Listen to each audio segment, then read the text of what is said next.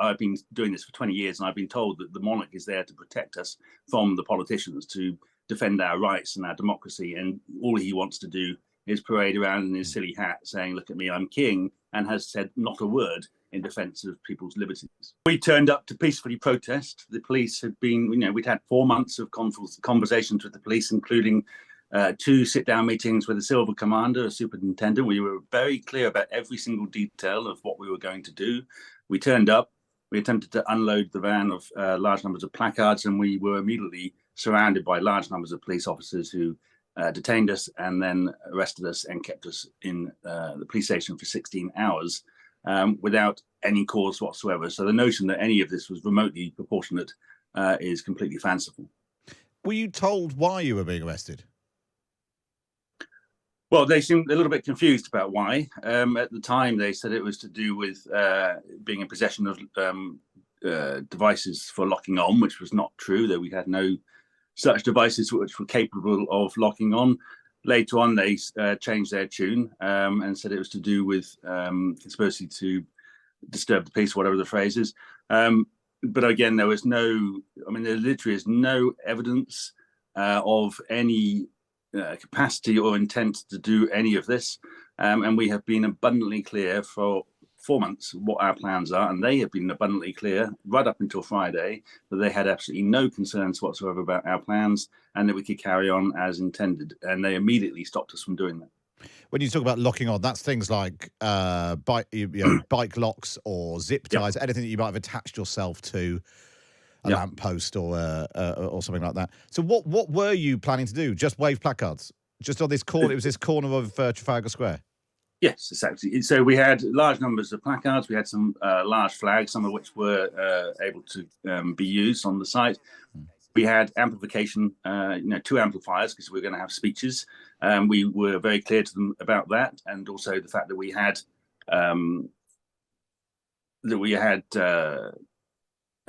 megaphones and that we were going to chant and all the rest of it. So they knew what we were intending. They then confiscated the amplifiers as well and threatened arrest to anybody who might use a megaphone. So it wasn't just us being arrested. They confiscated the van with 600 placards in it. So the whole thing significantly deteriorated and disrupted plans which they were well aware of 4 months ago. And there's been a lot of reporting around this, people saying that you were arrested under the new Public Order Act, which was introduced by the government to actually more deal with groups like Just Stop Oil blocking motorways and so on. Are you clear that is what you were arrested under?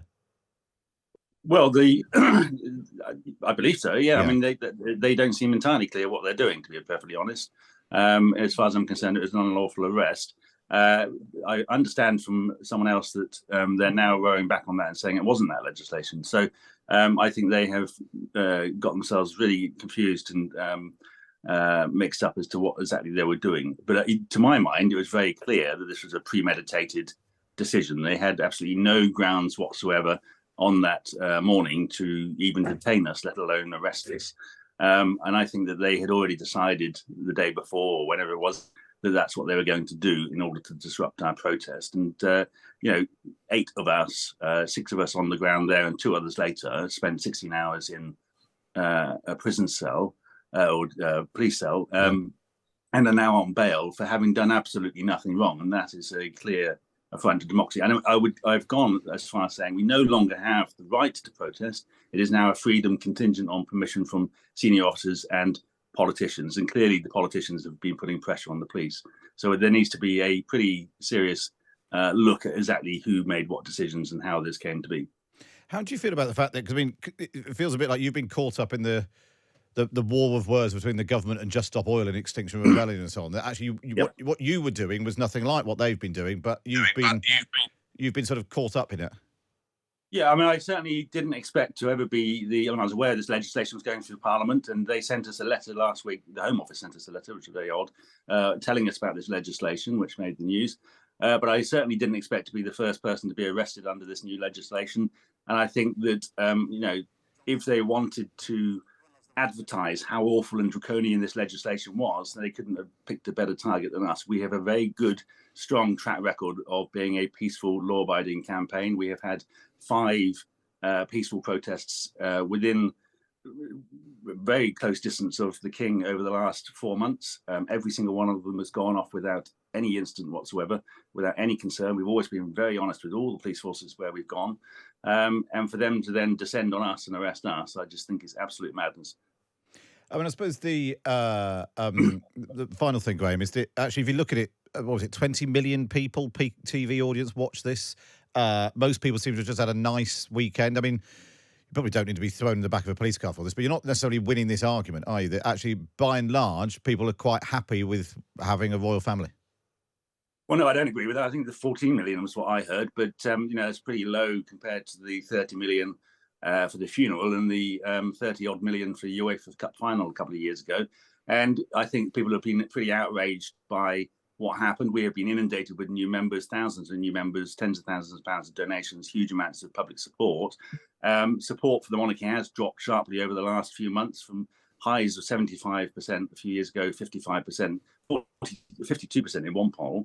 And support for abolition going up over 30% in other polls. But the polling was very clear that only 9% were enthusiastic about the coronation. Yeah. And in a country of 67 million people, obviously you can get a decent crowd down on the Mall, and you might have people watching it. You only have to watch it for about 3 or 4 minutes to be counted in your viewing figures. So there is I don't think any of these numbers really reflect the public mood.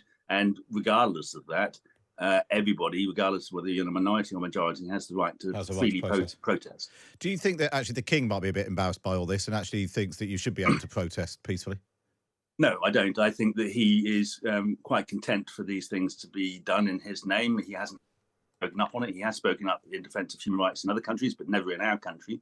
And I think that, I've been doing this for 20 years and I've been told that the monarch is there to protect us from the politicians, to defend our rights and our democracy. And all he wants to do is parade around in his silly hat saying, look at me, I'm king, and has said not a word in defence of people's liberties.